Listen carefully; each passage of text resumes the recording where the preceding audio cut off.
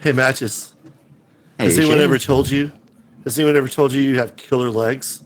Really? I'd like to photograph them sometime. Oh, that's so sweet. You're welcome.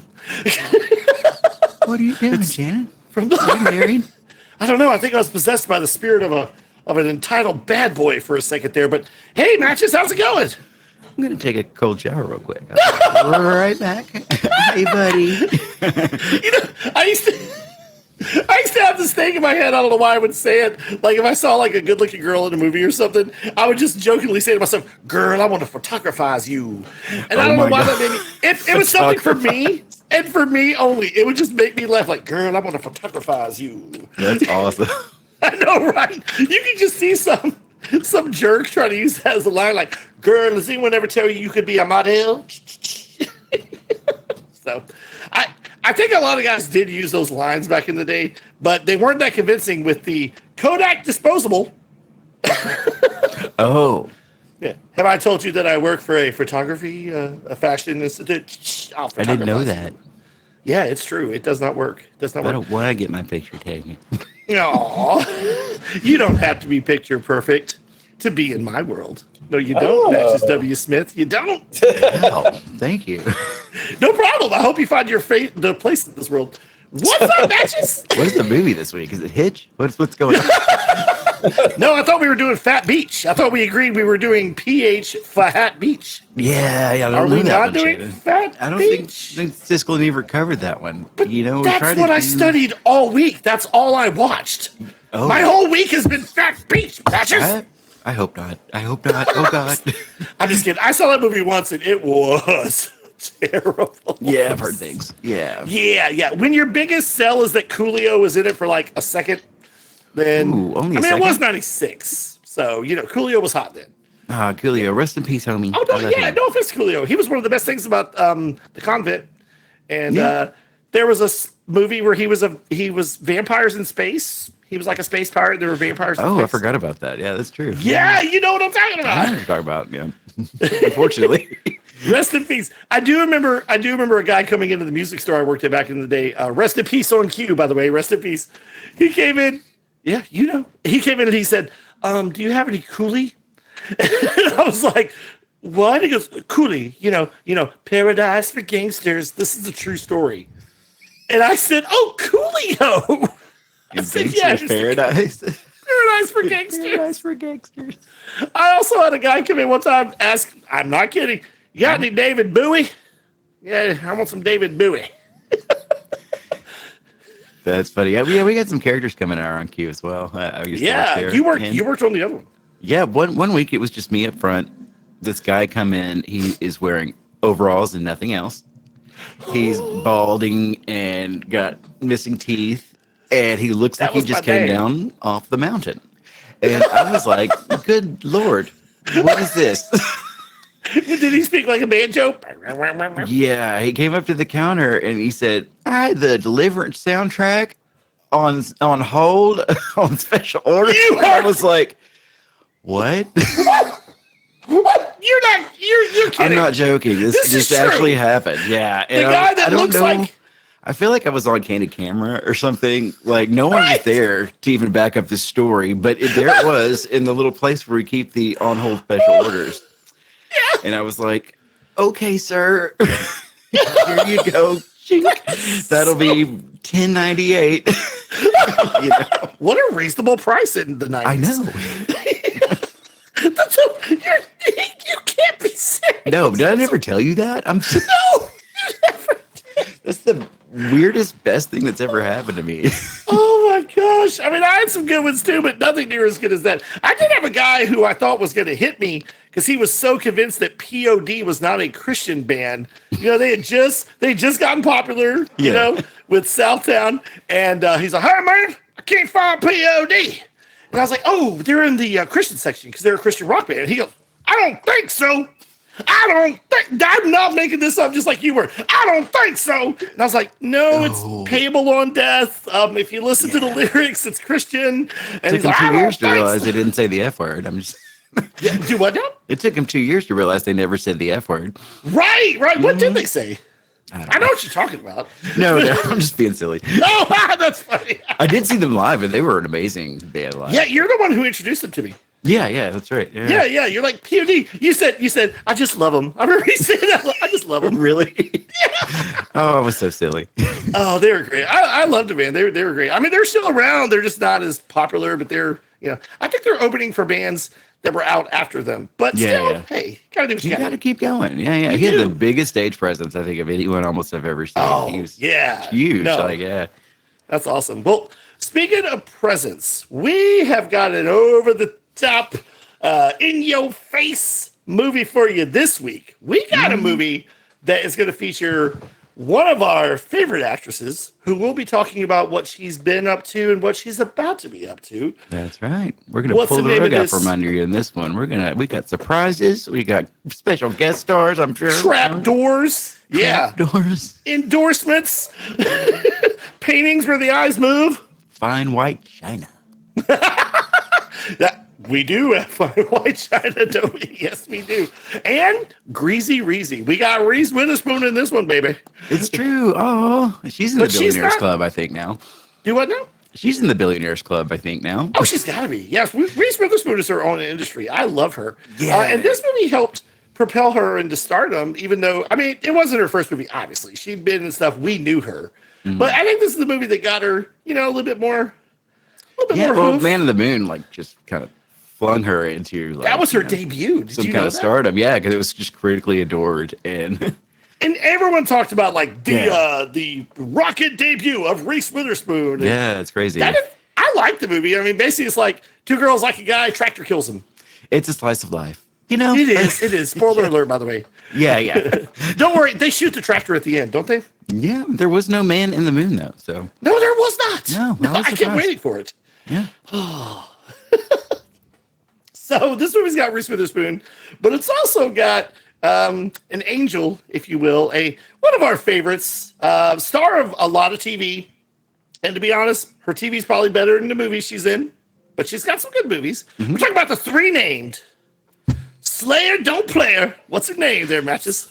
SMG herself, Sarah Michelle Gellar. SMG, Sarah Michelle. Yeah. True story. I wasn't fond of Sarah Michelle Gellar back then, except for on Buffy and Angel. So I was about to say she had been 3 seasons into Buffy by then. Okay. Yeah. I don't know why. I don't know. She was just one of the popular girls, Oh, okay. Swan's Crossing was her big TV. Well, not her TV debut. Her TV debut was actually, I think, All My Children. See, I knew her as Kendall. As conniving. Yeah, Kendall, the secret daughter of Erica Kane. I'm not kidding. And I think that's why my mom can't stand her. She would never watch a Buffy episode with me. And she doesn't like Sarah Michelle Gellar. And she goes, you know why? Oh no! It's kind of like on 30 Rock when he was when Alec Baldwin was dating Selma Hayek, and his mom kept watching the telenovela, the soap opera, and the general in that looked just like Alec Baldwin. He was playing it. Really? The bad guy. So they had to he had to buy the whole studio, and he had to make him a good guy. And it was the best. The Generalissimo. Well, if you don't remember Swan, do you remember Swan's Crossing? I do vaguely, but Nicholas watched it more than I did. I think. Well, see, okay. I remember it was on, but it wasn't on any of my channels. So I didn't get to watch this show until, guess what? Last year when I found it on Tubi. You watched it? I did. How was it? Let's put it this way. It was at the height of 90210's popularity. Okay, yeah. So they had a lot of teen series on TV, and it was a daily, 5-day-a-week teen soap opera. So I'm thinking this is a Saved by the Bell wacky goings on. No, this is but it's not as dark and heavy as 90210. It's a Saved by the Bell if they did a soap opera, like an actual soap opera, dramatic, over the top. Sarah Michelle Gellar played the entitled rich girl. Mm-hmm. Yeah, and in this movie, she plays the entitled rich girl. And what's the name of this movie, Matches? Dangerous Liaisons. Oh, wait, no. It's not as good as that. It's Cruel Intentions. Cruel Intentions. That's right. I mean, that's what it was called in 1988. It was called Dangerous Liaisons. It was, yeah. It's based on a book from the 1800s. tell us about this, because when we saw Cruel Intentions, me and you in the theater, you were telling me before and after how much of a huge fan of Dangerous Liaisons you were. Yeah, thanks to BA, our friend BA. Nice. Of all people, he's the one I think got us to watch that. And Dangerous Liaisons, it's a book from the 1800s. It's set in the 18th century, so the 1700s. And it was banned in Paris back then. It was. Was it? Yeah, no, it'd be just like the road to the devil. That book was, because it's just like this, except for we're talking about royalty and stuff in the 17th century, aristocracy. Yeah. You know, I don't know how to say that word. But yes, no, aristocracy. that's right. Yeah, And they're fooling with the common folk, and they're using them like playthings and manipulating them, right? Yeah, Yes. that's it. That's John so much Malkovich, better. Glenn Close, Keanu Reeves. Keanu Reeves is in it. Pfeiffer? Michelle Pfeiffer. Yeah. Yep. So it's basically two entitled people that use people like pawns, and then you take that and put it in a 1990s high school setting, and you got Cruel Intentions. It's true. Yeah, and I gotta say about this movie, like, okay, in 1999, when we were in our early 20s, it didn't seem as gross and icky to me, even though I never loved the idea of like teenagers on film or TV having lots of love making. It's always been weird to me. I'm like, that's soap operas. Scamming on chicks and Right? whatever I'm they're like, trying you to can do. barely drive. Yeah, this is an uncomfortable watch for me, especially in this day and age. Well, I was gonna say, And being older. At 21, it was like, oh, okay, because these actors are around our age. That's fine. Yeah. At 47, it's just a little like, should I be watching this? Yeah, Because my wife reminded me that Groot is these characters' ages. Yeah. Whisper, isn't that weird? Groot was a baby. Groot was a baby. Oh my God. So these people are babies. Well, Yeah, well, I it's mean, kinda they're like- older than they're playing, I guess. Oh, but- of course, and they always are. And that's why I don't think I like Euphoria at all, because I tried to watch Euphoria, and Yeah. oh, It's a lot. it's bad. It's bad. Yeah. Yeah, it's more scandal than substance. I've but, seen 2 yeah, episodes. I made it That's to all 2. you need. That's all you need. That is all you need. But yeah, so Cruel Intentions from 1999, written and directed by, I got it written down because I'll never remember, Roger Cumble, who has done some pretty great movies, like The Sweetest Thing, with Selma Blair, who's also in this movie. Yes. He also directed one of my favorite movies of all time. That is basically the story of me and my wife, Just Friends. Just friends. Yes, only in reverse because now I'm fat. But yes. Oh, okay. Yeah. Yes. Just Friends. But he also gave us National Lampoon's Senior Trip and Furry Vengeance. So, Yeah, no. not always a winner. Not always a Yeah. winner. No. So he wrote and directed this movie based He also on did Cruel Dangerous Intentions Liaisons. 2, which... Oh, Why? yeah, we'll talk about that. Cruel Intentions. Why? There's sort of sequels. Sort of. We'll talk about that. And there's also other spinoffs that we'll talk about. I can't wait. Oh, really? Oh, it's gonna be fun. Yeah, Good. I actually read when I was looking it up. It said the Cruel Intentions franchise, and I'm like, I don't think it can be a franchise. Yeah, did you if ever not see the everyone knows it. Mexican version of Cruel Intentions? No, I didn't well, Cruel see it, but I Intentions heard it are was fantastic. Did you? Boom. I don't think there is one. I just made that up. That is hilarious. I love that. Oh my gosh. Okay. And they have the Scottish version, Oh, yeah. Cruel Intentions. Hey, how could you do this to me? I don't know. Well, speaking watch of that bad later. accents, we're going to dive into this movie because, as you told me in 1999, after we saw this movie, you said, wow, Ryan Felipe did a really good impression of John Malkovich this whole movie. Yeah, I like Brian Philippi better when I thought his name was Ryan Felipe. And I thought it was just Philip. Yeah, it's Philippi. Ryan yes. Philippi. Yeah, we'll talk about all that. How this movie put him and Reese together, which I guess is good. They had I kids. guess, yeah. Oh, I feel like his charms just worked on her like they did. that's true. But we're not going to talk about this alone. Speaking of charms, we got 2 of the luckiest charms of the movie review world. Oh, yeah. Who is that? Siskel and Ebert. Just Yes, Siskel Ebert. We're going to see what they thought of this 1999 film. And we're going to start rolling any minute now. So here we go in the Wayback Machine.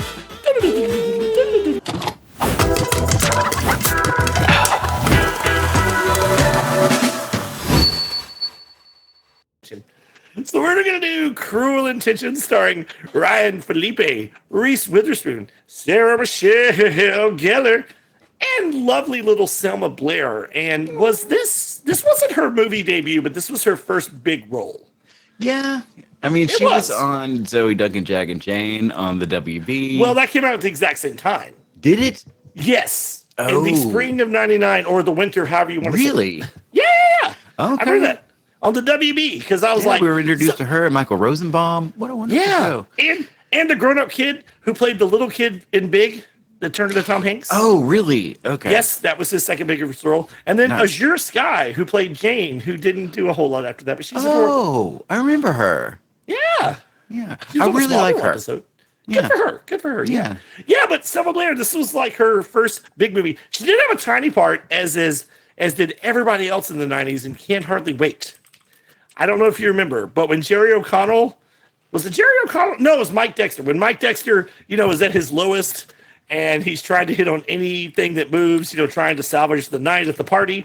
And he gets on the swing and he's talking to these two girls, and one of them's Selma Blair. And he's like, "Hey, did I ever tell you guys are hot?" And they're like, "Really? That's funny because we always heard that you said we were skanky." Oh, yeah. And she walks off. That's little Selma Blair. Oh, that's right. Yes. And Sarah Rue was also in that movie, and they shared Zoe Duncan, Jack and Jane together in that show too. Nice. Okay. There you go. Well, I remember Azure Sky was in an episode of Buffy, if you remember. Yes, the final season, because she had the creepy effect with her smile when she turned into something. Remember, like, yes, no. Well, she was earlier on, right? And then the thing turned into her. The later. Yes. She was the student who had a heart defect. She knew she was going to die, and no one could do anything to save for her. She always had the coolest voice. I always liked their voice. It was it was otherworldly. Shaky. Yeah. It was good. But yeah, there's a lot of great people in this movie. There's some adults in this movie. Swoozie Kurtz is really good. I love Swoozie Kurtz. What's the other lady's name that was in Chicago? In this movie? Christina, yeah. Oh, Christine Baranski. Yeah. Okay. Baranski. I can't remember who it was, but someone called their thing the great Christina Baranski. I think it was the guy from Good Omens, the not the one we know, but the other one, the angel. Well, I mean, she was a I show love stopper her as well. She's fantastic in everything. She was a show stealer in Sybil, if you remember. She stole Sybil. Oh, that's right. Yeah. She didn't mean to. She didn't mean to. Yeah. She didn't mean to. She's fabulous. Yeah, I love her. But this movie is a modern updating of Dangerous Liaisons. How is it pronounced in French? Do you have it written down? Because I do, and I can't pronounce it. I can't. I was going to look it up before the show, but I didn't. Okay. It's like... Les liaisons dangereuses. Yeah. Did you say when it was written? Did you already say that? It was like 1800s. 1782. What? 1782. It was written in 1782. Oh, I was wrong. I wrote late 1700s. I think I got it right. Or that could be Christine Baranski's birthday. I don't know, but I think it's the book. No, she's wonderful. Shots fired. I'll take that, Baranski. I was thinking of the 1800s, and it was set in the 1700s, but I don't know. No, I mean, I could be wrong too. I don't know. I don't care. No one cares. No one at home cares, do they? Do you care? Hey, we're glad you're listening, by the way. Thank you for listening to NOMS. You all right there? Yeah, I'm good. Get a little, okay. A little bump. Okay, all right. No. All right. What are you talking about? I'm pretty sure I didn't see what I saw. All right. Nose candy time. Talking about Shannon. Okay. So in this movie, much like Dangerous Liaisons, now let me ask you this: in this movie, Ryan Felipe and Sarah Michelle Gellar are scheming stepbrother and stepsister. Are they related in any way in the Dangerous Liaisons in that story? The characters. I can't remember. It's been so long. Like Sebastian, I haven't seen that even longer than I had seen this one. Okay, so you don't know if they're like step or anything. They're probably something. I don't know. Okay. Well, they're a stepbrother, stepsister. Of course, they're very rich and very, very entitled. And their parents, you don't ever see their parents. I think maybe at the end. I don't know. I don't know. I'm not sure. But Sarah Michelle Gellar has this, her character, I will say this, the movie may not hold up that well, and it's, in my opinion, is not the greatest movie. But Sarah Michelle Gellar gives a heck of a performance. She was good. Because yeah. As I leaned over to you in the theater and said to you, you probably don't remember, I was like, it is so weird to hear Buffy say the F word. Yeah, and be so like hard up for it, you know, like she was down bad and hard up. I don't even know how to describe. She's a conniving, manipulative, like sexually, just like a spider lady, and she has this little cross around her neck that she tells Christina Baranski and Sandra Blair. Yeah, her rosary is her. Yeah. And what is inside that little Jesus? It's not cocaine. That's what you're thinking. It's not cocaine. No, it's definitely not cocaine. No, it's not. It's not. Cocaine. Okay. Whatever you're thinking, you're wrong. It's like someone's powder fresh over there. Okay. You're wrong. Well, okay, that's fine. I didn't see what I saw. We'll handle it later. So she's got this little cocaine thing, and her and her stepbrother are constantly ruining people's lives. He will bed anything that moves. Yeah. Because at the very beginning, he's in therapy with Swoosie Kurtz in her only part in the movie, but she's great. And you can tell right away that he is the most manipulative, pretentious, lying person, because the way he's saying, I'm a changed man, and I'm no longer the way I was. Yeah. And then he tells Swoosie Kurtz, you've got killer legs. I'd like to photograph them, is what I would used to say. Yeah. And you can tell he's just buttering up, and she's falling for it. She's like, that is great. You made progress. You've changed. I'm so happy. And so she gives him a copy of her book. He leaves, and then who calls her on the phone? Her daughter, crying. Played by Tara Reid. Yeah, Tara Reid, yeah. In a very small role.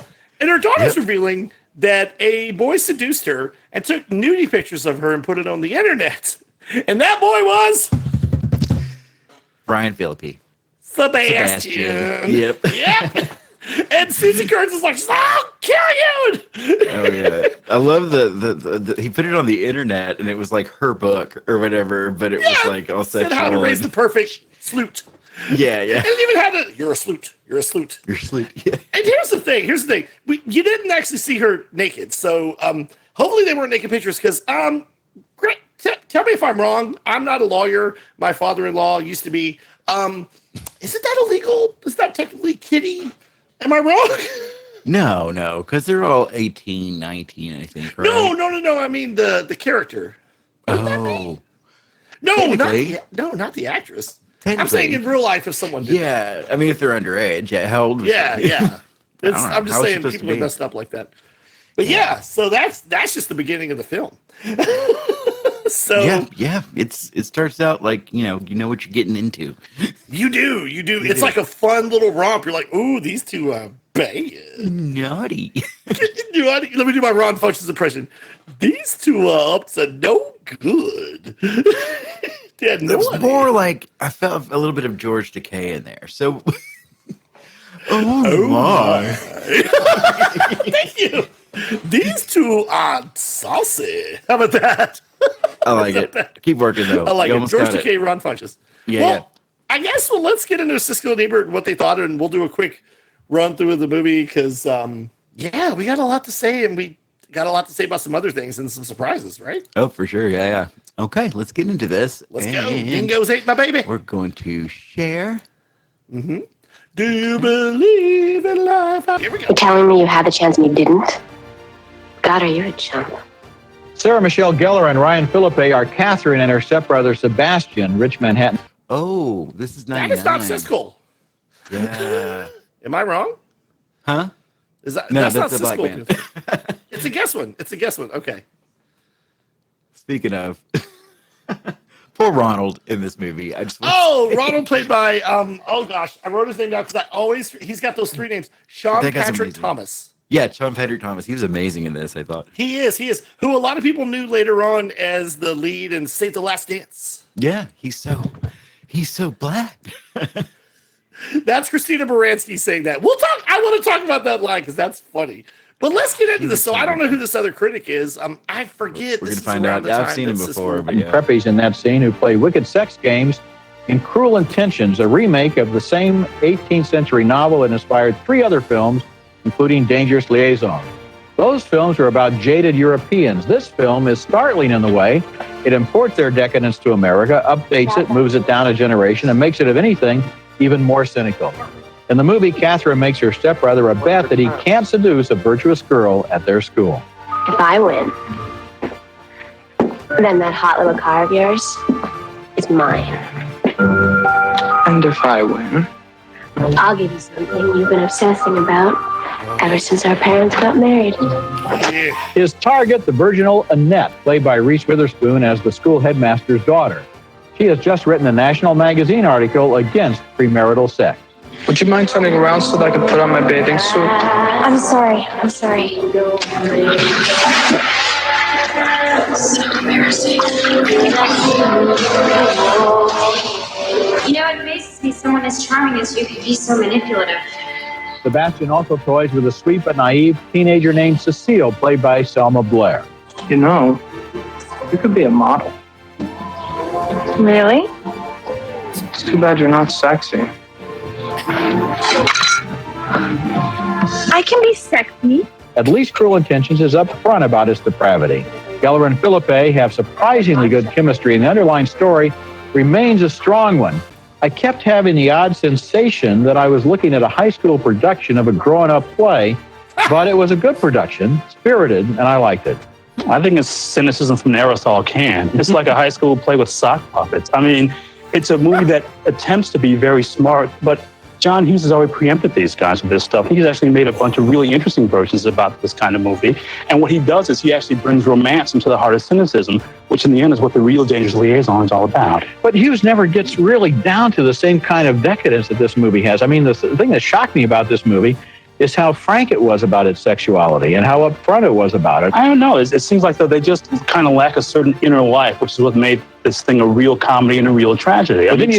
Sarah Michelle Gellar, though, and Philippe, it seemed to me that in their scenes together, they did have an inner life. I mean, they were really kind of drawn together magnetically by this both sexual and personal rivalry. See, I felt like I was watching a Vogue spread playing out in front of me. I think she's a really good actress. I love Buffy the Vampire Slayer. The two movies I've seen her in, between Simply Irresistible and this, I've not yet seen her give a chance to sort of play from the inside in a way that I know that she can do. Or she's really glib in a way that makes it uninteresting. That would be another movie. I mean, I like Simply Irresistible, too. I think she has it on the screen. I think she really does. Kind of a Demi Moore in a way. And I'm sure that someday she's going to get better scripts and so forth. But I think that in this movie, there is something going on. Well, I wish there were something going on in this movie. But coming up next... Hey, you know what? That matches what is on your forehead and your cheeks there. What? Why do you look like you just got through helping to construct a house? I don't know. Why do you look like you just came from a Saturday Night Live shoot party in 1982? I don't know. What are you talking about? Why do you look like Jack Nicholson lets you use his summer home and you made some bad mistakes with Pablo Jack Escobar? Nicholson let me use his summer home and I made some bad mistakes. So Okay, I don't know. He wasn't using it. He's too old. Yeah. Wait till they get a load of me. I don't know. He did show up on the SNL anniversary to introduce Dude, I Adam was Sandler. excited. Like That was cool. Yeah. He would go he there said a he lot, got him they out of the said. house. Do what? Yeah. They said he was in the audience a lot of SNL over the for years. The show? Yeah. I didn't know. If he wasn't at a Lakers game. Yeah, for sure. No, they said like somebody recently was saying, like if any given night, it's like, someone like Taylor Swift and Jack Nicholson and all these people were always in there. That's so funny. So I didn't know that. Just attending? That is funny. Just attending, yeah. SNL 50, I'll go watch it. It was great. Awesome. Oh, yeah. It's on Peacock, or if you recorded it like me, you come to my house. Yeah. So he had Elvis on the show. Ebert did, Elvis, and he said, I didn't like it. Thank you very much. Yeah. Good old Elvis from NPR. I don't remember Elvis looking like that, but I mean, that's fine. No. Yeah, I thought he was dead by then. So Elvis didn't, he might have been. So Elvis didn't like it. Siskel did, apparently. Yeah. He likes the source material. I see that. I mean, it was fine for what it is. And it is kind of solid, but at the same time, I'm seeing what he's saying. Like, John Hughes made these kind of movies and he made them fun. He made them better. And I agree. Like, the whole thing didn't really click for me. Like, I liked it when we watched it in 99, but I was like, this is not a movie I would buy on VHS. Yeah, no. Or even rent it. Yeah. It's not a bad movie. It's just like, I don't know. I don't think it's the frankness of the sexuality. I think it's a little clunky. Like, I'll be honest, I don't love Ryan Philippe. Yeah, Yeah. I liked him in the MacGruber series, but that's about it. Oh, was he in the series? I know he He's was in on the the series. movies. It's so good. Nice. I'm sure he's in something I liked, and it's not, But Yeah. can we talk about poor Selma Blair, who does give one of the best performances? This poor girl. Okay, so Reese Witherspoon, she's not anti-premarital sex. She's written an article about why she's abstaining and why she's waiting. Okay. Yeah. And so Ryan Felipe and Sarah Michelle Gellar see her as the ultimate prize, to deflower this young girl. And Reese Witherspoon is sweet and innocent, but she's not naive. She's smart. She's a good girl. Selma Blair is a child in this film. She acts like she's 26 in real life here, but yes, she's and acting like the most innocent 15, 16-year-old you've ever she's seen. got to be like 50. She's got a dollhouse in her room where she hides letters that she writes to her her hunky music teacher, played by Sean Patrick Thomas. I always have to look at the name. And I was going to say Sean Patrick Flannery, but that's a different guy. I want to say that too. No, that's the white. That's the white guy. That's the white guy. Oh, by the way, Sean Patrick Thomas did have a funny cameo in Not Another Teen Movie, which also spoofs, which is a movie that is spoofed in Not Another Teen Movie. This movie is. Do you remember when they're at the party and Dion Cole, I think is there, not Dion Cole, but Dion Rich, I can't remember his name, but he was Freddie on Cosby Show, and he was playing the token black guy in that movie. Oh, yeah. And at the party, Sean Patrick Thomas is in the kitchen. He's like, "Hey, what are you doing here, brother?" And he's like, "Oh, I'm the black guy." He's like, No. I am. Can't have two of us." He's like, "You're right. My bad." That's so funny. Oh. Yeah. But so she has this dollhouse and she's wearing the little koala Australian shirt. And she's like, "My dad took me on a trip to Australia."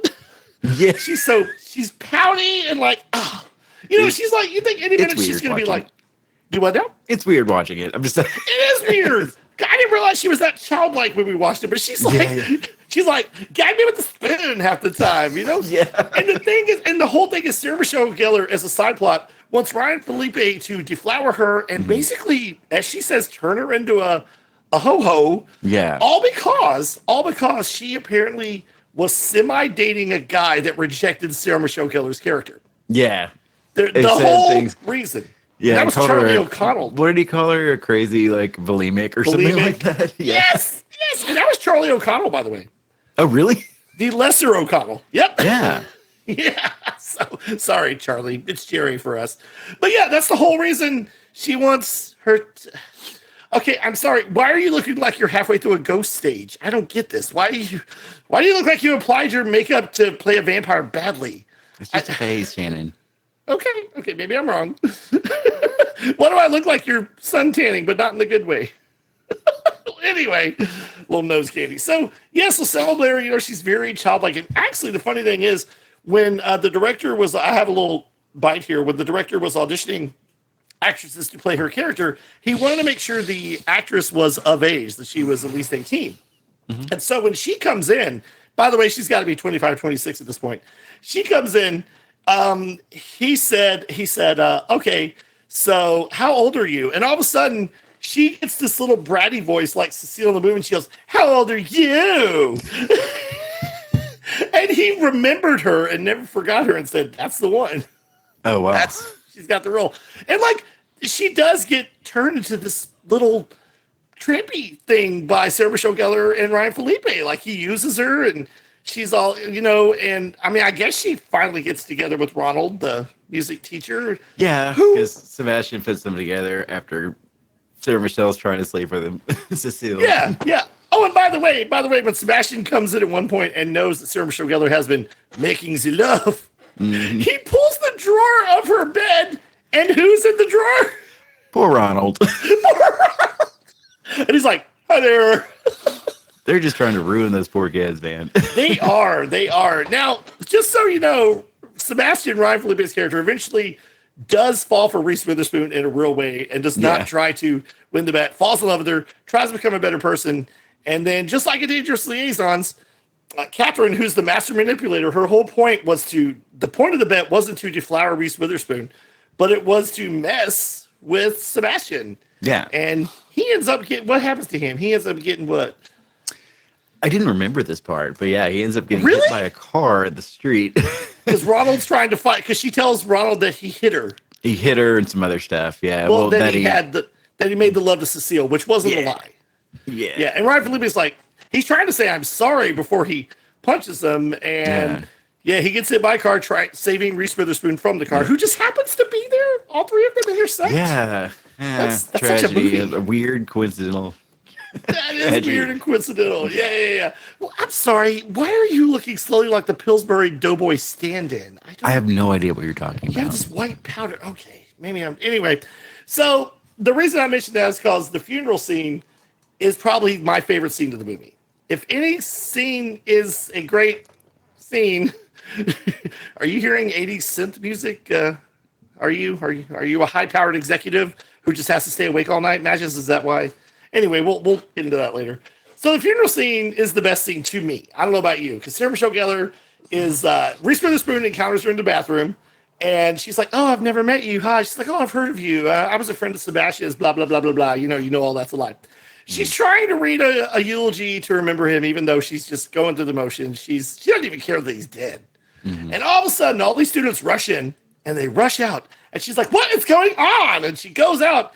Every single person is reading this little manifesto that Cecile's handing out, and it just happens to be the diary that for the entire length of the movie and before that, Sebastian had been writing about his and her exploits. Every bad thing she had done, every bad thing he had done. He didn't leave himself off, and he gave it to Reese Witherspoon, and they printed it and gave it to everyone. And they took her cokery away. The principal takes her little crucifix and sees the cocaine and does a But the way he does it, it's almost like he's smiling like, come on now. It's a tragedy. But the best part of that scene is as that's happening, you hear one of the greatest songs of the 90s. And anyone who hears this riff, they know the do do do do do do do do do. And that song is Sweet Symphonies Life by The Verve. Yes, song. But you said their album was a banger. Yeah, Urban Hymns, I think, something like that. That was really good. Good. That was really their big hit, probably their only hit in America. It holds up to this day. That whole album is just a shining. Oh, it does. It does. And that hit got yeah. kind of hindered because, as we talked about earlier, it samples the orchestra playing an orchestral version of a Rolling Stones song. Yeah. And people for the Rolling Stones sued them. So, or their people sued him or whatever. I don't know if Mick Jagger cared. It might have rendered. I know that's what I always think, but like, who knows? Yeah, it might have hindered their career a little. But as it's playing, you're hearing the do do do do do do. Nobody's looking at her, and they're like, "Oh my gosh, she did that!" And then Reese Witherspoon is driving off in Felipe's car. Sarah Michelle Gellar didn't even win the car.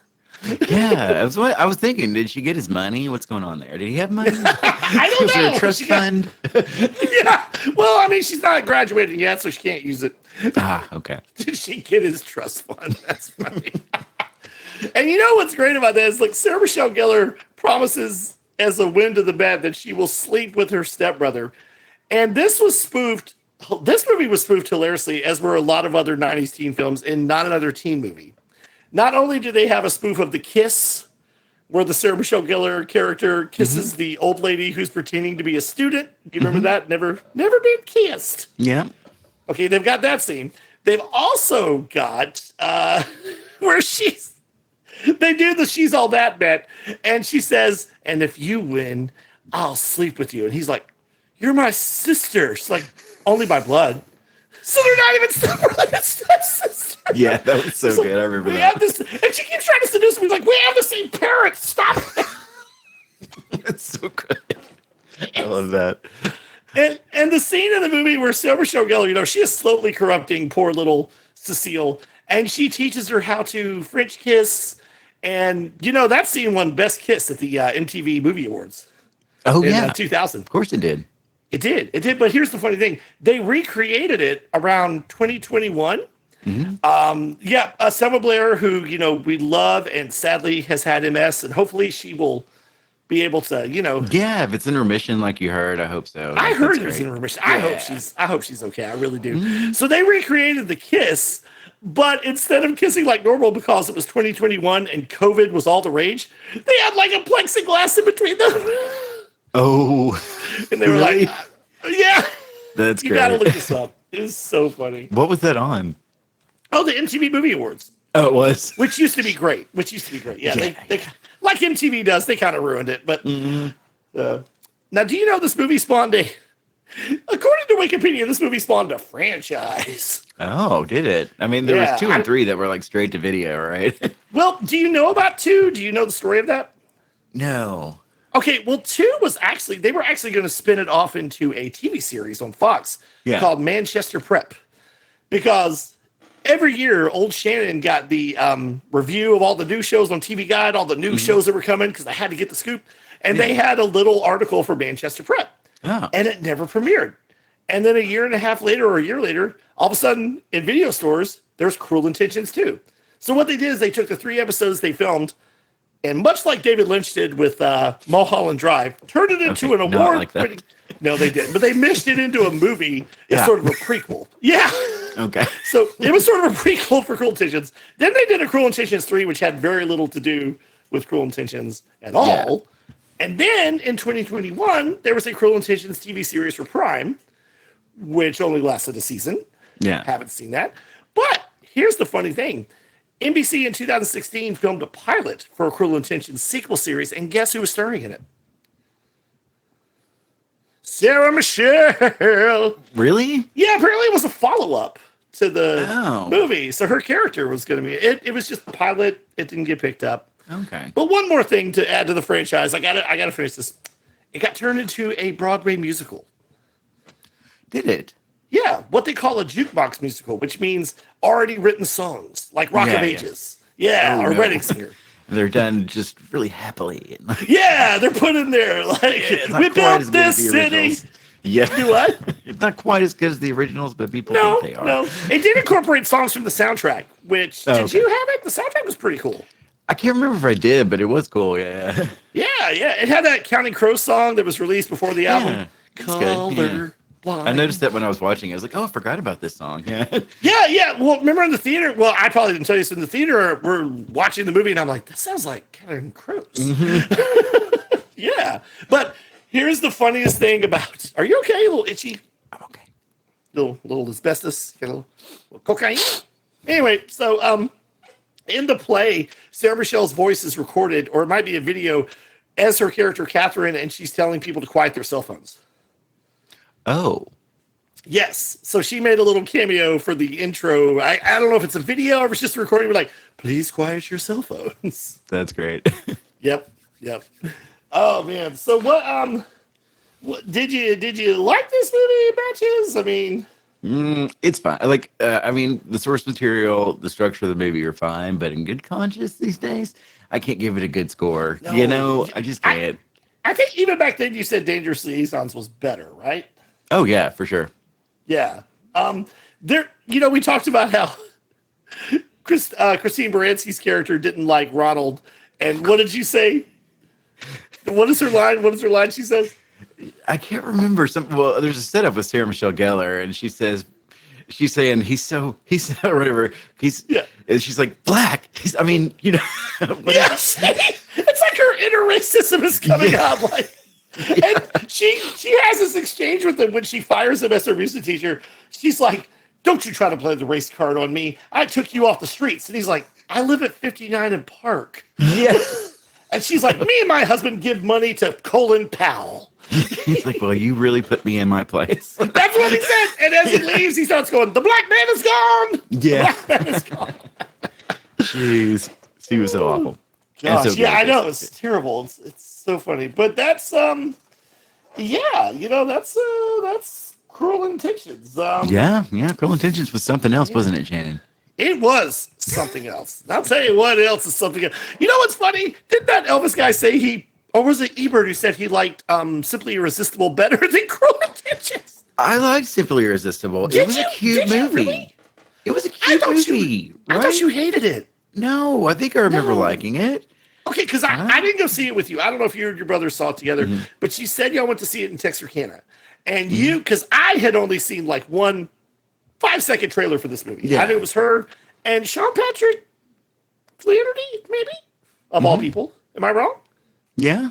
Sean Patrick, Right? I think so. Something about she's a cook, but you said, and it was either you or Nicholas, either you or your brother. It was either you or your brother, and you said, and I quote, "So there's this singing and dancing crab in this movie." There was. I mean, it was a magical movie. I think it was pretty good Was she from a what I witch? remember. I never saw it. But based on what you said, I never saw it. Oh, wow. Yeah, watch it. Yeah, it's magic and romance. You know, Okay, so you think it is actually good? I think so. I don't remember hating it. I mean, Well, like, you were a somebody who dancing was like- crab is a good time, right? I think that's SpongeBob. Yeah. Money. It was So just not what we expected, probably. No. If we were to rate this movie, though, what would you give it? Oh, gosh. I'm going to give it one of these. One of those little nose guards? 1 out of 5? Okay. I'm going to give it...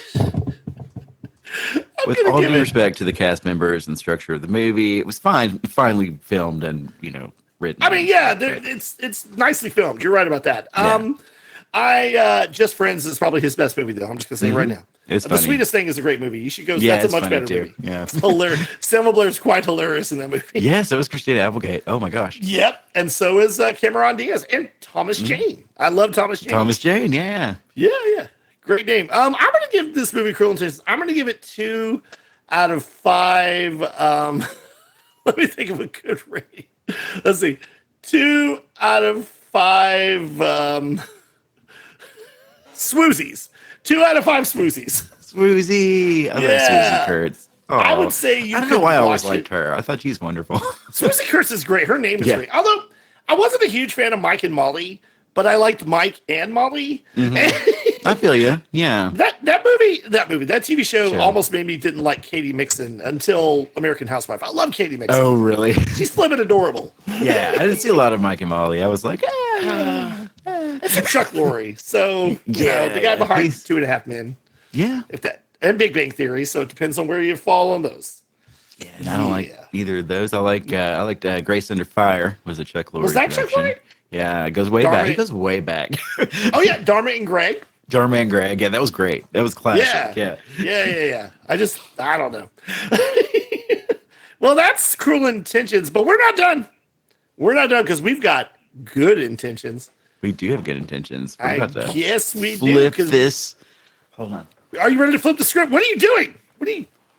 Oh, wow, you're a whole new matches now. Okay. I'm ready. Sweet, you're no longer a Scooby-Doo ghost. Okay. Have your parents left the room? Okay, good. All right, kids, go into your mom's purse. No, not that one. No, we're not Scooby Sales. The other We're way. not Scooby Sales. All right, kids, we're going to talk about... What are we going to talk about? We're gonna segue naturally into a Sarah Michelle Gellar vehicle, Buffy the Vampire Slayer. What is that? Secretly, this was going to be the Buffy the Vampire Slayer episode of NOMS, but Siskel and Ebert apparently never reviewed that movie, or there's no sign of it. There's no review on Ebert's website. There's nothing. So we got ready to record this last night, and I discovered this, and we had to jump ship and change to Cruel Intentions. And I had a whole bunch of notes. Yep. And we're going to go through those notes right now, Shannon. What you got I even for us? wrote a Buffy theme song. Do it. So, yeah, we're going to go through those notes. So Buffy the Vampire Slayer started off as a 1992 vampire horror comedy coming out at the end of summer in 1992. Directed by Franz Rebel Kazooie? Does that sound familiar to you? Sure. Banjo and Kazooie. Let's go. Banjo Kazooie. But written by someone that we do admire his work.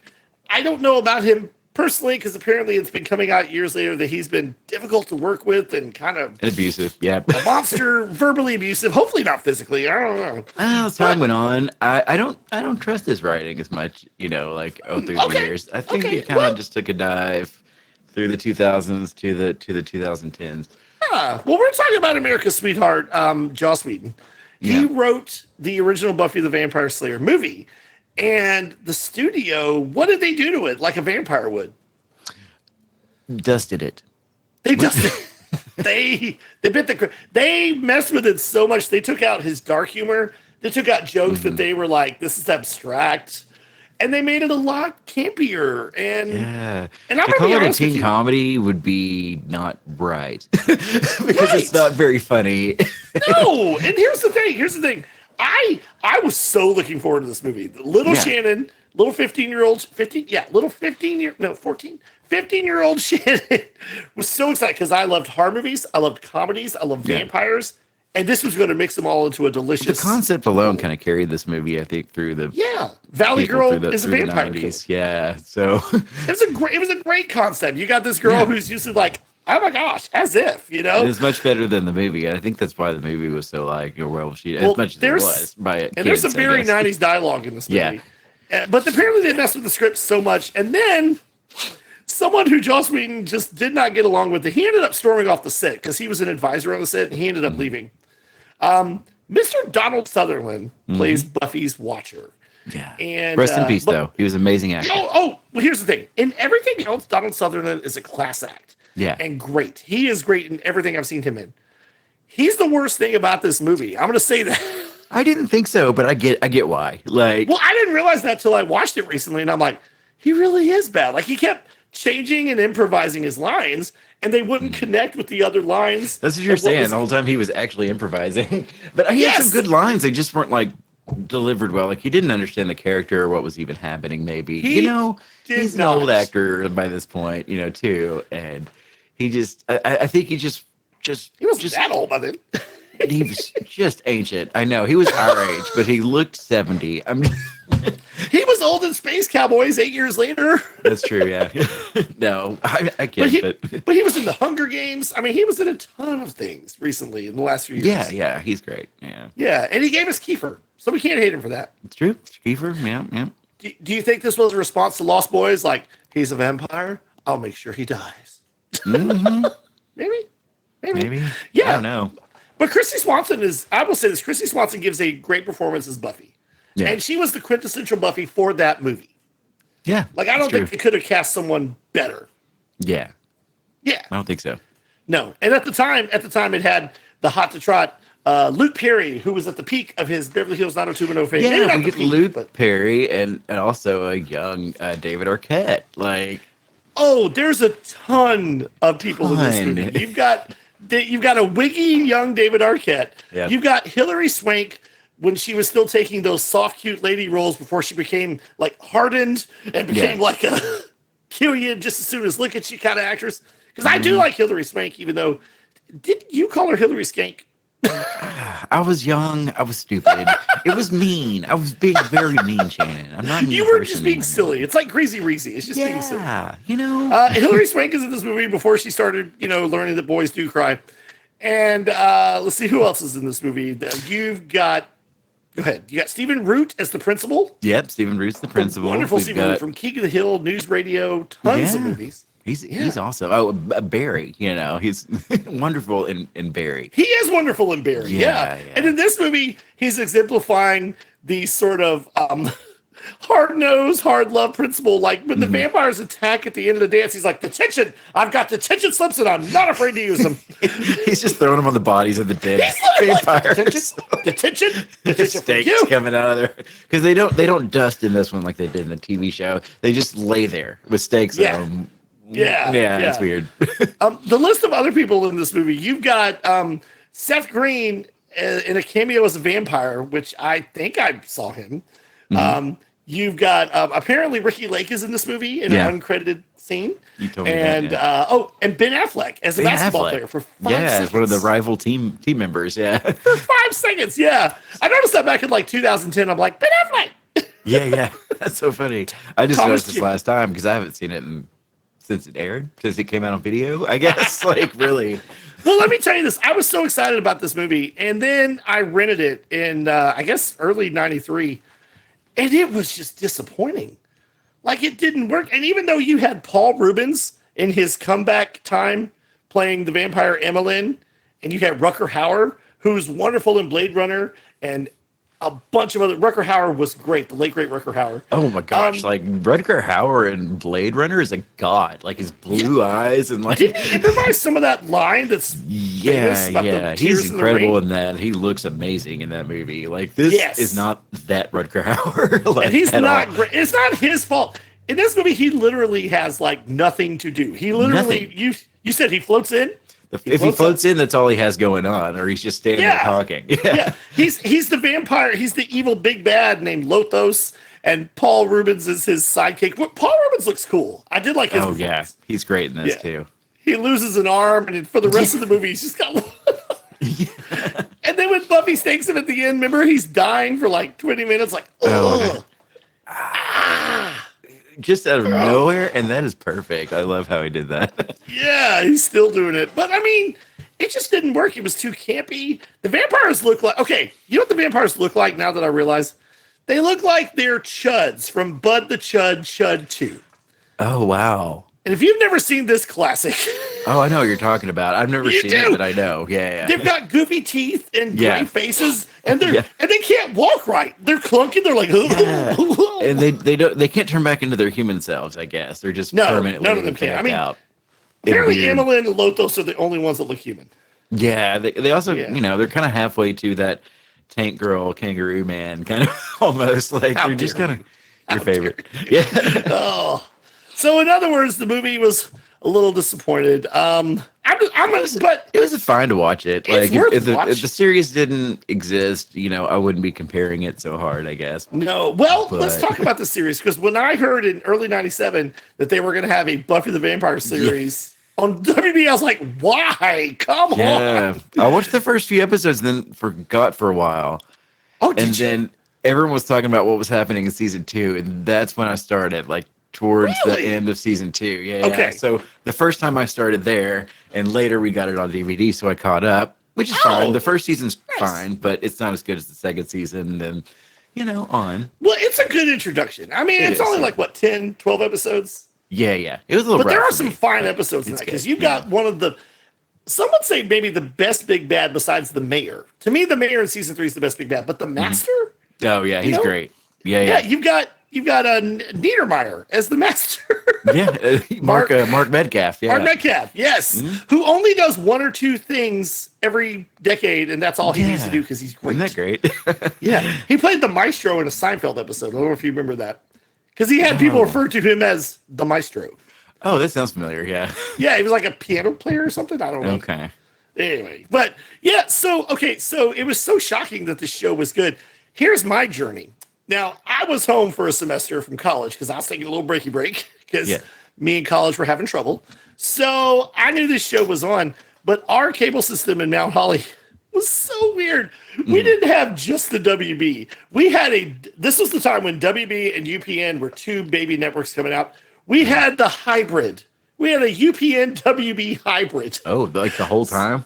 Yes, and so they would show some stuff from UPN and some stuff from. Well, here's the thing. Here's what they do. It was primarily UPN, and they were letting the WB piggyback. So you get 2 hours of UPN every night, and then the last hour at 9:00, they would show a WB show, and you would get a WB show for every night of the week, just not the night it aired. Oh, that's terrible. Sometimes. Yes, it is. It is. That's really so weird. Buffy was, I think, on Wednesdays. So I would barely catch it because I didn't know it was on. Because I would look at TV Guide and I'd be like, "That's not right." Yeah. Supposed to be on 7. That's not right. Interesting. So the first episode I ever caught was the episode where Xander gets possessed by hyenas. Oh wow. Okay, that's one to come in on. That was one of the best episodes. It is. The first season. Yeah. Oh, Mr. Flutie. Oh my gosh. Oh, Rip Flutie. He had a heart of gold, and he was the sweetest man. Yes. If anything, Stephen Root's character was probably a little combination of Principal Flutie and Principal Snyder. I think so, a little bit. Who replaced him. Yeah, because the principals weren't good after him. They were not good. They were mean, weird guys. The principals after Flutie were not nice guys. Well, wasn't it? It was just one though. Was it one? Was it only Snyder through the whole time? Yeah, because they blew up the school until at the end 7th. of season 3. Yeah. Yeah, but then what's his name? He was a nice guy. Wood came in. Yeah. Principal Wood. Yeah, maybe. But yeah, so I was barely watching this show because I never knew when it was on. Thanks, UPN WB. What is that guy's name? It's like DB or something like that. Yeah, DB Woodside. Yeah, that's it. Okay. Yeah. Yeah, of all things. Oh, Principal Flutie also showed up in Goldberg's a few. Oh, really? Yeah, a few times. Yeah, he was Jeff's dad. If you're familiar with the Goldbergs, the show. I've seen a little bit of it. I meant to watch all of that one. Yeah. Amanda, you cannot.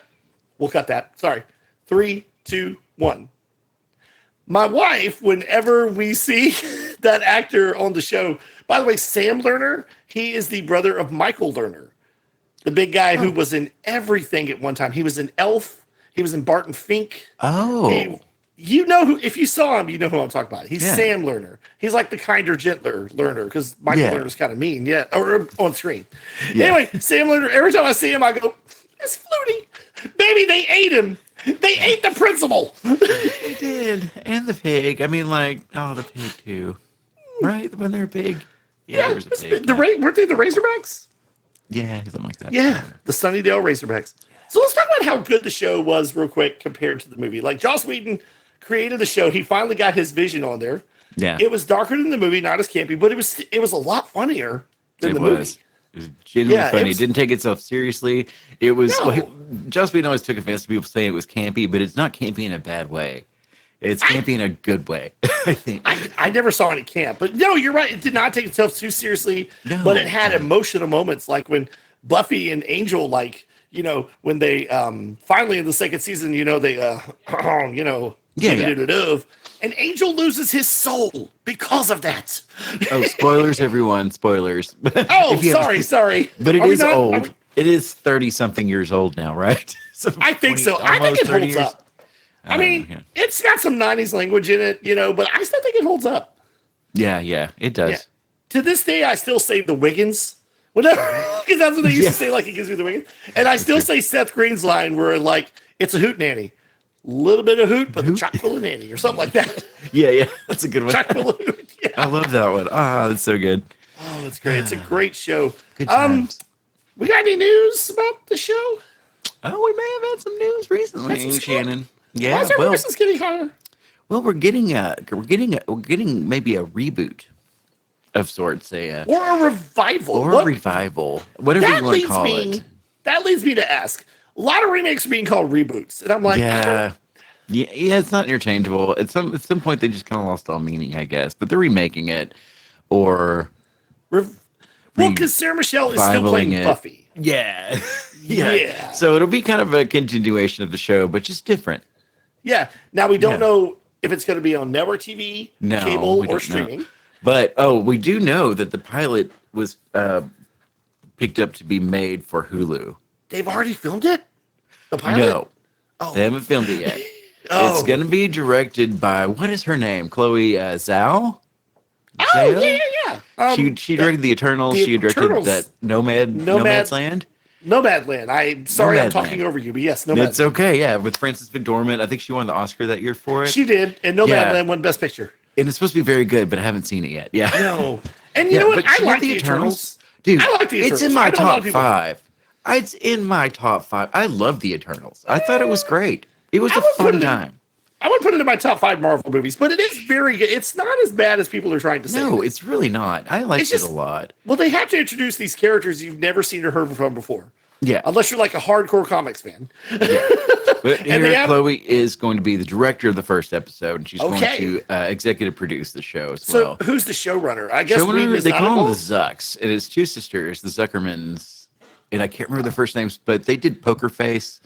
They were the showrunners for Poker Face with Natasha Lyonne. Natasha Lyonne, yeah. And it was like, was it Christopher Nolan or his brother that did that show? No, I don't know. Neither one.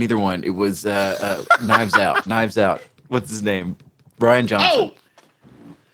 Oh, the guy who ruined Star Wars, right? I'm kidding. I like Last Jedi. He made Star Wars great again. Oh my gosh. This is how we win matches. The Last Jedi is the best movie of the Star Wars universe franchise. What is wrong with you? Can you just send your card to me in the mail? But was it the last one? Was it the last one? It wasn't. No. Was it the first one? No, it wasn't the best one either. No, it was the middle one. Stood alone. I'm just saying. It was not. Absolutely right about this. End of discussion. You know what? We can disagree to agree. I just never thought you'd say there's that. Rogue One. It's like way up here, and then there's The Last Jedi, right? No, right no, there, wait. Are we underneath it. doing all the Star Wars movies? Because the best is Empire. Okay, Empire can be up here, Okay. and then we've got Rogue One right here, Which is and then we've excellent. got The Last Jedi. No.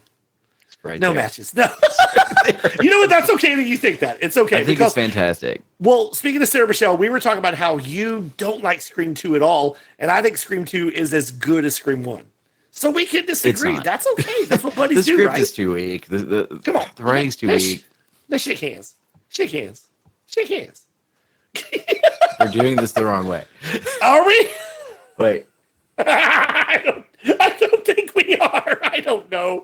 My right is left. My world is in a tizzy because you said The Last Jedi was the best. But it's okay. It's okay that you think that. So Ryan, Should it Rian have been in Johnson, the middle of the trilogy? No, it should have been a standalone wonderful movie. well, there was going to be a lot more, and then I don't know if it was COVID or things, but it all got ruined. It was Abrams. It's all good. It's all good. It's all good. He was too wishy-washy. Yeah, Adam Driver was a find though. He was great. Oh, he's wonderful. Yeah. Yeah, He's very good. In fact, I was so disappointed he was going to be in the movies because all I had seen was Girls. Oh no. Girls was awful. No, and I was he's no. a wonderful actor. I love him. I love Daisy Ridley in this as well. She was great. Yes. Yeah. He's a veteran, by the way. I know. I knew that. Yeah. Yeah. You know, his stepdad lives in the state. And Okay. yeah, he goes and visits him. Oh, you told me that, I think. Yeah, he works at like a Hobby Lobby or something, or used to, or something like that, like a garden center. I don't know. Yeah, No, he's he'll great. just talk about his stepson, and he'll go to the movies with him there and everything. Aw, that's Yeah. awesome. So the reboot of Buffy, the thing is we don't know a lot yet about plot, about who's involved, and I think that's good. And That's good. Sarah Michelle Gellar said she's willing to pull the plug if it doesn't fall together like it's supposed to. But she says they have a wonderful, wonderful idea. This is why she was so interested in it and had a 4-hour conversation with this woman. And I think it's going to be good. You have some solid showrunners. I remember something they had done and I was kind of like iffy about, but You I can't talking about remember the what it was. Hucks or whatever? The Zucks. Yeah. The Goo Goo Mucks. But Poker Face was a genuinely amazing show. I have heard good things. Yeah. I have heard. It's on my list of things to watch eventually. It's like female Columbo, but in modern day. You just want to know Oh, who done really? it and how they done it, how she's gonna put it together. You know, you're Well, like, does she go, yeah, one more thing? everything. Well, that is Natasha Leone, right? One more thing. One more thing. Yeah. Mr. Columbo's at home. I got to get home. I love it. Yeah, she's so good at that too. Oh, my gosh, that's awesome. Yeah. Man, I'm excited. Now, a lot of people are wondering if Spike or Angel are going to be involved, but let's be honest. James Marsters, I'm sure he's very handsome and looking good for 62. Yeah. But if you're No, playing a actually not. vampire, what? He looks 72 for being Does he honest. really? I don't know. It's fine. Like, what if they both turned human back then? Maybe that that's would part of the explain their idea. aging. They could do it. David Boreanaz still looks pretty the same. Am I wrong? I've watched him on that Navy SEAL show on CBS and Paramount or whatever. Recently? Yeah. Okay. Yeah, Yeah. he still looks pretty good. Yeah. Okay, And we good, can yeah. forgive him for Valentine. It wasn't his fault for Valentine. No, it wasn't his fault. No. We're not going to blame him at all. No. The precursor to Hard Eyes.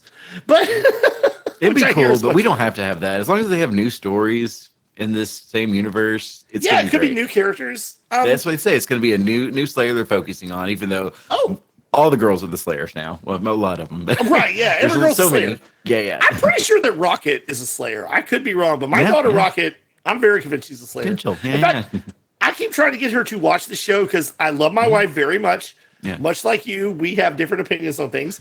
She does not like Sarah Michelle Gellar. Now, she never watched All My Children, so she doesn't have the excuse that my mom has. Wow. But she says, I can't explain why I don't like her. And you know what? That's okay, because I can't explain why I don't like Freddie Prinze Jr. I gotcha. But I love her now as a grown woman and speaking out and stuff and saying things, you know. And I loved her story about the Sixth Sense, which I'll tell every time. It was darling. Wait, what was darling? I'm sorry. I think I When talked to her her. and Freddie Prinze Jr. went to go see the Sixth Sense in the theater, Oh! she leaned over and said, "Wouldn't it be neat if?" And guess the ending of the movie, and they almost broke up because of that. And yet they stay together and have kids, and they're Yeah, still but together. they never went to the movies for years after that. Literally. Are you serious? They took separate 'cause trips? She ruined it. That makes sense. That makes sense. Yep. Oh my gosh, that's so funny. Man, I'm excited about this new Buffy. Hopefully it'll live up to the legacy. Because Buffy the Vampire Slayer is my favorite show. And I didn't watch it on the regular until I became friends with you and your brother and that crowd there. Because you guys were fans. And I'm like, I need to go back to Buffy. And all of a sudden it was the third season. There's a second Slayer. Seth Green is in it. And man. Isn't that crazy? by the way, did you know that Seth Green and Allison Hannigan were a couple way before the Buffy the Vampire Slayer put Oz and I Willow believe together? it. Yeah, she was around for a long time too. No, not in real life. Oh, I mean, they were a couple in the movie My Stepmother is an Alien. I'm not kidding. Okay, I finally watched this movie after like 30 years of just ignoring it. Yeah. Or 35. Kim Basinger, she's an alien. So Allison Hannigan is Dan Aykroyd's daughter. And I think it's at the end she's going to some junior prom because they're real little. And Seth Green shows up as her date. Oh, nice. Yeah. Okay. Yeah. Because I've She been was watching stuff him back since then. She was like Arnold Schwarzenegger's daughter in something, I think. And I can't remember. Yeah, she was in some stuff back in the 80s. Yeah. You might be thinking Alyssa Milano in Commando. I don't No. think she was. No? Was she Schwarzenegger's daughter? In something. Yeah. Faith was his daughter in True Lies. True Lies. Yeah, I knew that. Yeah. Yep. That's true. crazy. That's true. Yeah. And then he had to go help the maid with something. That's true. Yeah. Yeah. Yeah. Well, there you go. That's you want to say anything else about Buffy? I mean, I think it's one of the greatest shows. I think it holds up. I always joke with my wife, if something happens to me and you need to be taken care of with the kids, sell my Buffy the Vampire Slayer DVDs, and she'll go, we don't need $2. Oh no. Well, she needs to try that because back then I didn't like Sarah Michelle Gellar so much, but I liked her in Buffy. You know. Really? So yeah, I liked her as Buffy. Okay. That's it. Yeah. I liked her. I was like, oh, Kindle. And my mom, I was like, Mom, this is a new show based on the Buffy movie. And she goes, is that Kindle? No, thank you. Nice. Yeah. Oh, man. Well, that was our Cruel Intentions / Sarah Michelle Gellar Buffy update episode. Yay! I think we did it. There was a lot at stake in that one, but we did it. Wow. You like that? I do. All right. And now, what part of the show is this? We're going to segue into, naturally, of course, Shannon's theme song of the week. Yes. Thank you very much. This week, I've got a jammer of a juicy of a boozy of a doozy of a theme song. A little rock it to me, sock it to me. Yeah, I did have a Buffy theme song ready to go, and then we weren't doing the thing. So it's not relevant. But I sang it for you, and I think you liked it. It was fun. This is not it. Okay. This is a new are you ready one. for this? I think so. Okay, I need you to get your hair gel out. I need you to get the white rain, spray it all over the hair. I need you to tie a bandana around, and I think it's going to be a little slippery when wet, so put a sign out. You ready? Podcasts are hot, and some are lame, baby. You'll love NOMS, cause we're not the same. With Siskel and Ebert, we play the ratings game. We give podcasts a good name. An angel smile on Sarah Michelle's lips. The devil's music makes Pacino shake his hips. Matches and Shannon give you what you want. From Eddie Murphy to Helen Hunt. Whoa, loaded weapon one. Wow, wow. Whoa, you won't stop laughing till the damage is done. Hot to trot. Goonies and Fame, baby. Nom gives films a good name. Cool matches. I play my part, and you play your game. Matches. Nom gives films a good name. Does it? Does it really? I'm not sure. I don't know. I just tried. Oh, that was So, just fun, how was Shannon. that? Thank you. Did I make the audition? Moving on. Oh, Moving on. okay. Hey, Matches. Hey, You Shannon. got a little white stuff. Are we doing kabuki? No, I'm good. I'm Kabuki good. Matches. Oh, Throw a yeah. little nose candy, little hot trap. Oh, still don't know what you're talking about, buddy. You don't? Oh no, buddy. I'm sorry. It's all right. It's okay. What's that around your neck? Oh, it's just my crucifix. It's just my little rosary that I look at when I just need inspiration. It's got a sign on it. You see? Definitely not cocaine, Shannon. Mm-hmm. It's definitely not cocaine. I like to hide mine. Listen, I was just handed this a few minutes ago. I'd like to read this. Matches is nice on the outside, but I still can't believe I helped him topple that regime in that one country that I can't pronounce. Matches has a secret addiction to tab, even though it no longer is made. So he goes to ridiculous lengths to achieve it. He acts like such a good person, but I have on good authority that Matches helped to get the movies Glitter and Geely greenlit. Matches is also the original creator of Bum Fights and still has them streaming on a certain channel. Matches calls people in wheelchairs Hot Wheels. Matches made a bet with someone, and I can't tell you how it ended up, but let's just say that bet led to 2.5 men staying on TV for 11 years. Matches is also the reason why Pluto is never considered a planet anymore. That's right. That's right. Is it a bittersweet symphony? Huh? I'm trying it off!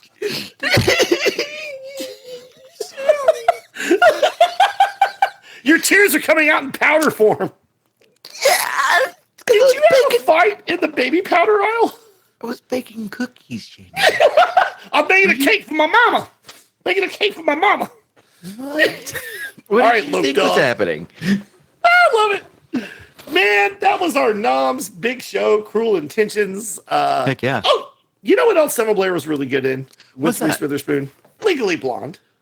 Oh yeah, Legally Blonde, man. Legally Blonde is still a great movie. Did this guy have something to do with that? I don't know. Man. No, I didn't see that in his credits.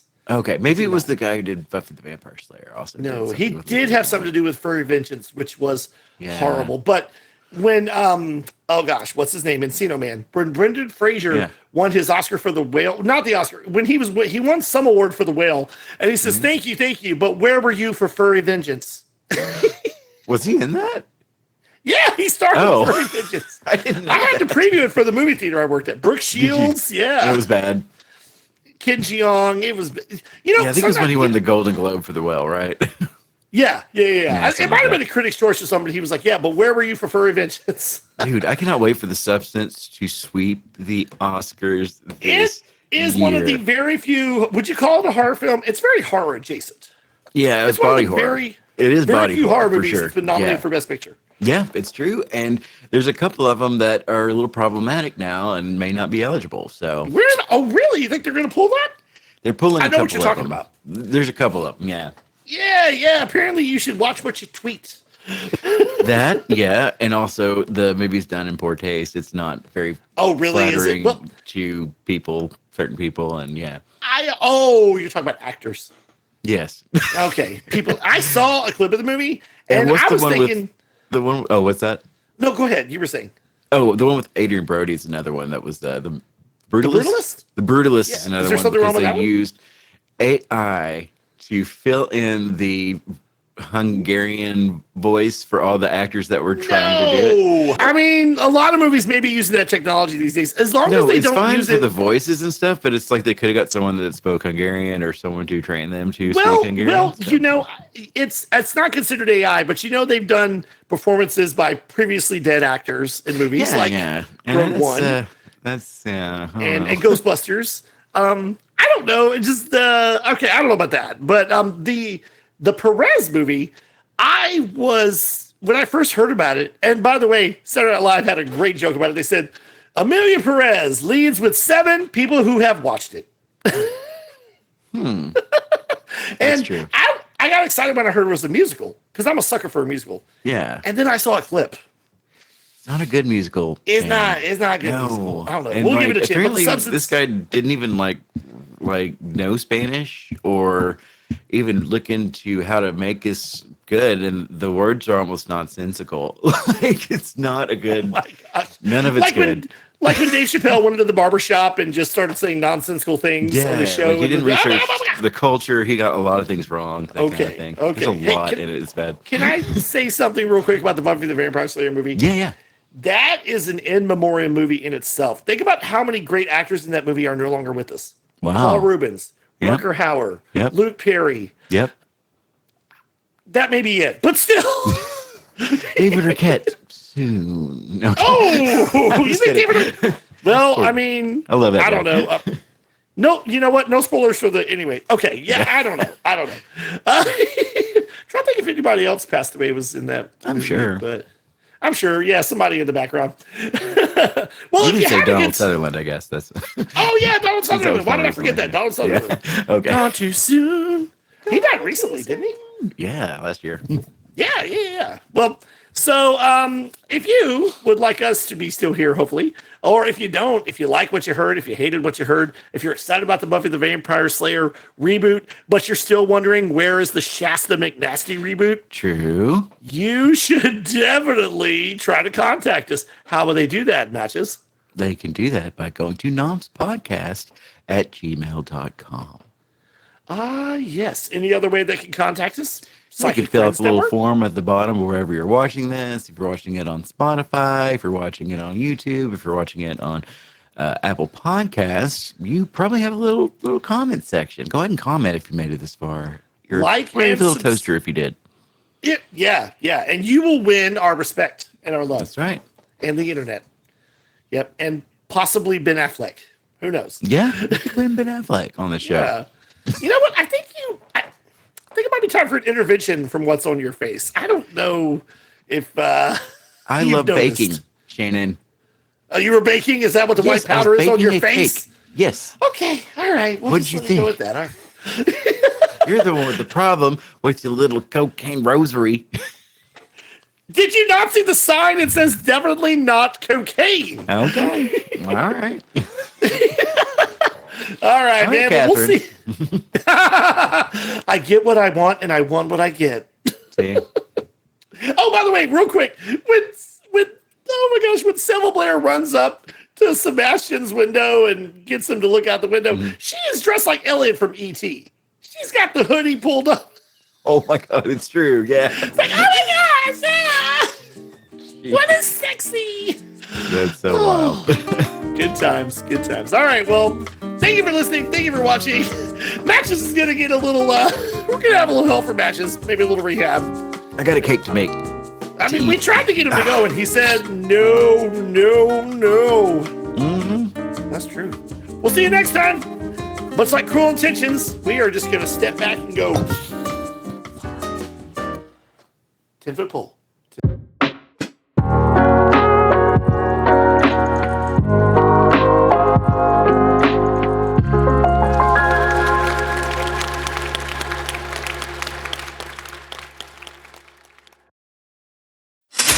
Nom nom nom. Nom nom nom.